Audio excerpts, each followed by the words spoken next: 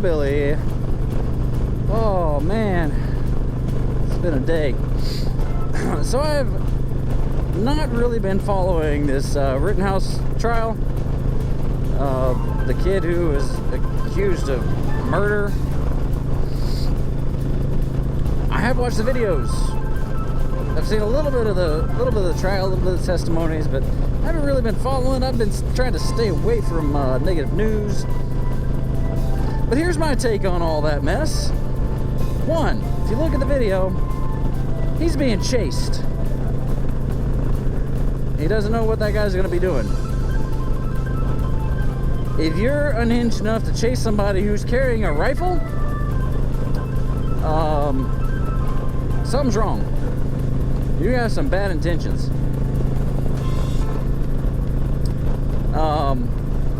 Then there's another video where he's on the ground, like on his back, and someone is charging at him, pointing a gun at him. And then he's shot. One of the testimonies basically says that, you know, the defendant did not shoot his gun until you pointed your gun at him, correct? He said, correct. And you see his lawyer, what you doing, man?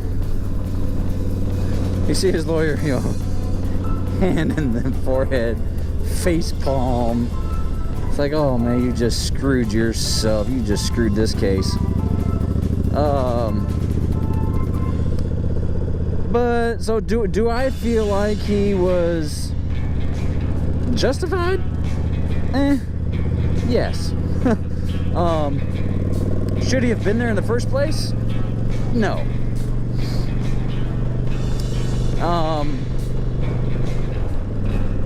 This is a conversation that my wife and I had. Our youngest was scheduled to be born. Due date was coming up, and of course they suspected he had heart defects, so we were going to deliver in Atlanta. My wife started having contractions. We saw on Facebook that BLM protesters had blocked the interstate. So blocked basically the only way we have to get to the hospital. They had already shown that they were going to be violent. They had, busted windows, thrown fireworks at the CNN Center.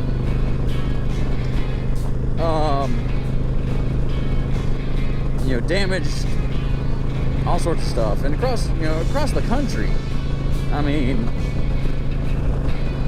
businesses burned, police cars burned, police precincts burned, but they were mostly peaceful.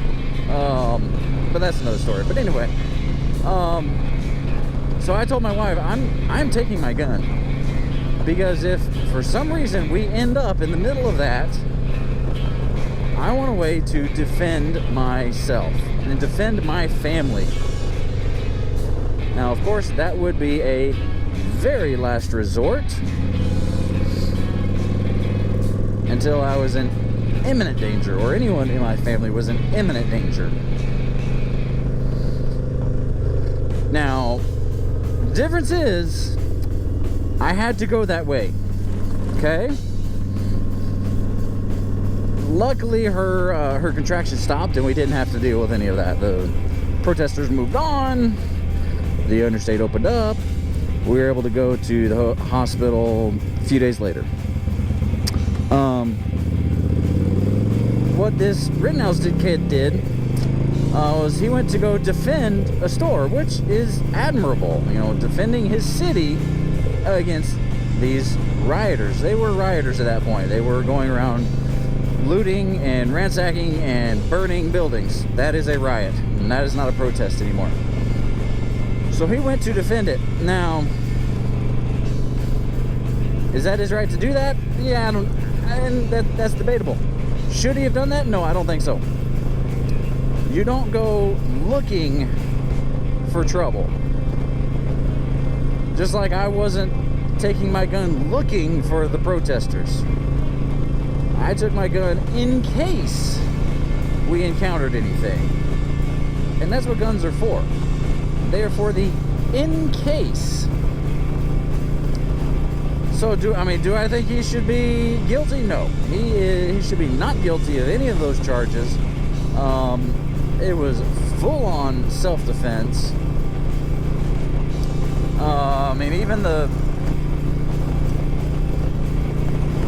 Even the guy that he shot in the arm basically said he didn't shoot at me until I was pointing my gun at him. Well,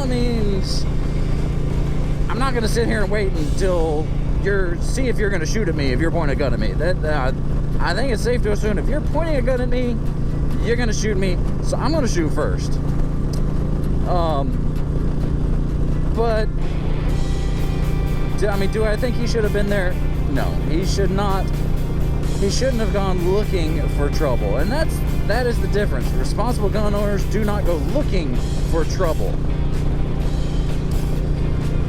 They carry it as, kind of an insurance policy. If trouble finds them, especially if trouble has a gun, they need a way to level the playing field, so to speak.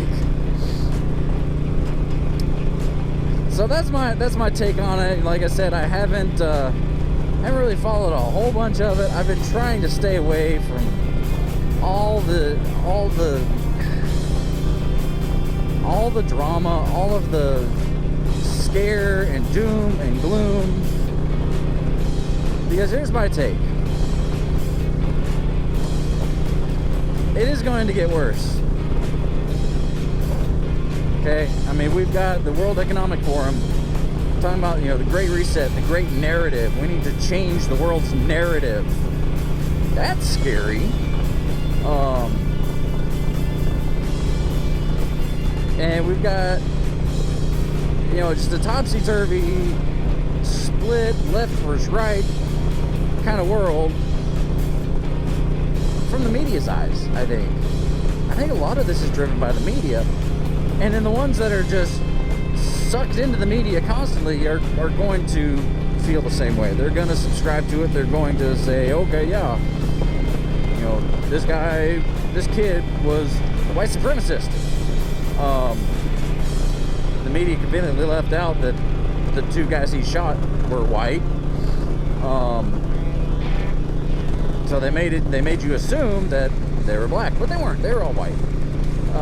So the race had nothing to do with it.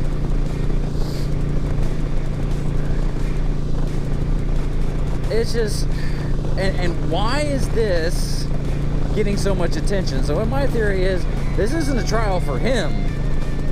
This is a trial for the Second Amendment, for your right to defend yourself. And you've got media like CNN, ABC, NBC, CBS, all those left-wing media outlets basically saying if he goes free, it's going to give all these Trumpsters confidence to go out and do the same thing. What? Shut up. Just shut up. Shut up with your fear-mongering. Shut up with your misinformation, since you love using that word. Shut up with your lies. Just shut up. There's another 908. This guy has called me 5 times today.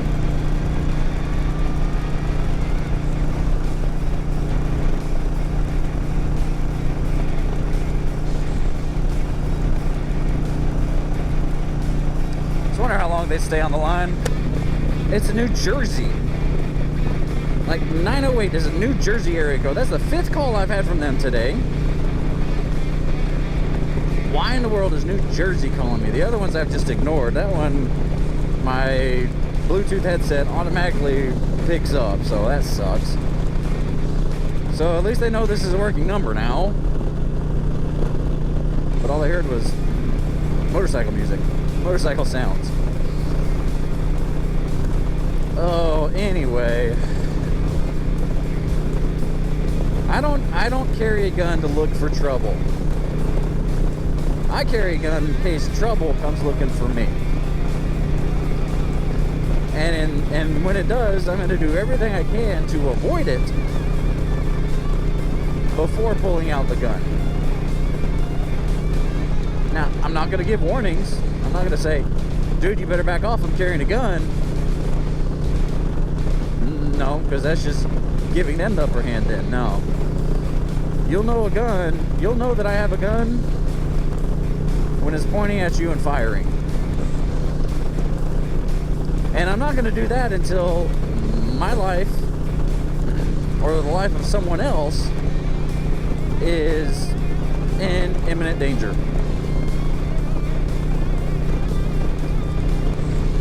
So just remember, be excellent to each other. This is just another one of those scare tactics to try to divide the country. Don't listen to it. Two Billy signing out. God be with you till we meet again.